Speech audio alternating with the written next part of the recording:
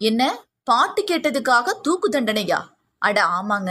வடகொரியால பாட்டு கேட்டதுக்காக 22 வயதுடைய இளைஞனுக்கு அந்த நாட்டோட அதிபர் கிம் ஜாங் உன் பொது வெளியில தூக்கு தண்டனை கொடுத்திருக்காரு. வடகொரியான்னு சொன்னாலே மர்ம தேசமா இருக்கிற நாடாதான் பார்க்கப்படுது.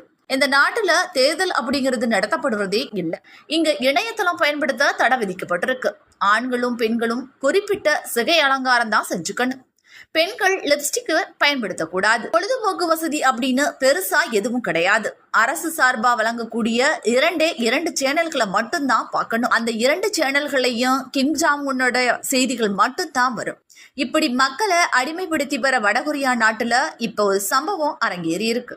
அதாவது வடகொரியால இருக்கக்கூடிய 22 வயதுடைய இளைஞர் பொது வெளியில தூக்கிட்டு கொல்லப்பட்டிருக்காரு. இதுக்கு என்ன காரணம் அப்படின்னு கேட்டா, கேபாப் பாடல்களை கேட்டதும் 3 திரைப்படங்களை பார்த்ததும்